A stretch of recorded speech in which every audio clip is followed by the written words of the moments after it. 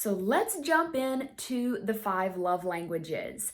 Last week I gave you an overview of what the 5 are. Today we're going to go ahead and dig into acts of service and talk a little bit about what that actually means, how that shows up, and some ways that you can strategically start doing some acts of service in your relationship if this is the way you or your partner show up from a love languages perspective. Now, I want you to keep in mind, no one is 100% any language. There's a lot of overlap, and usually we have a primary type and then some secondary ways that we can also give and receive love.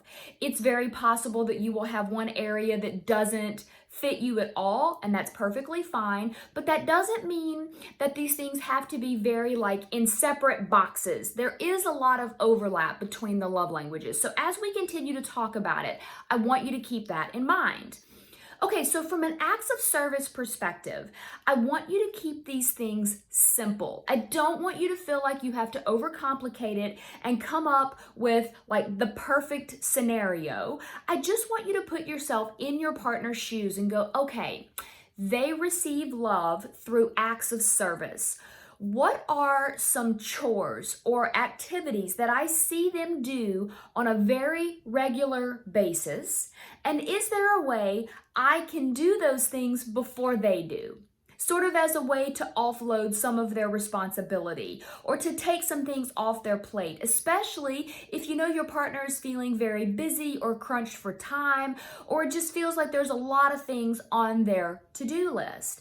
You don't have to make a big production out of it, but it is okay when they get home from work or at the end of the day to say, hey babe, just wanted to let you know I went ahead and took care of the dishes, the laundry, I vacuumed, and I did the cat litter, right? You can just sort of give them a check-in that lets them know I've already done these things and see how that lands with them. See how in that moment where you let them know you've taken 4 big tasks off of their list that they can kind of go, wow, thank you.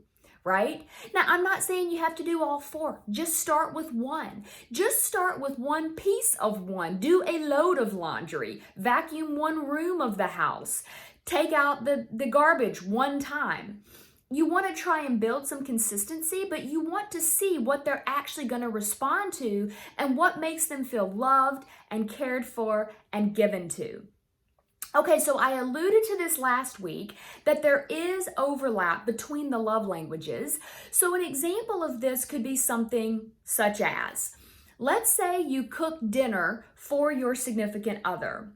Yes, that is an act of service, but because you're giving them something tangible, it could also be considered a gift.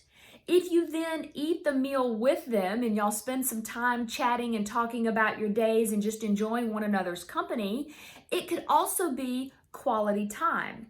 So this is a way, if maybe you and your partner don't have the same love language, it's possible that there is some overlap between the love languages that you both have as your primary, that if you're doing things from that perspective, you're sort of marking off a check mark on both people's perspectives, or maybe you're trying to find a way to, give to them in all of the ways that they best receive love.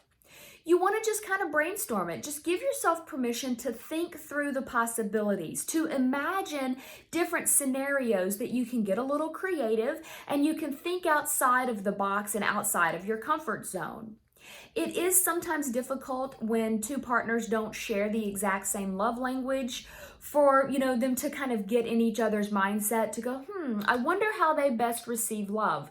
So I'm trying to give you some strategic ideas and examples that you can expand on and make your own.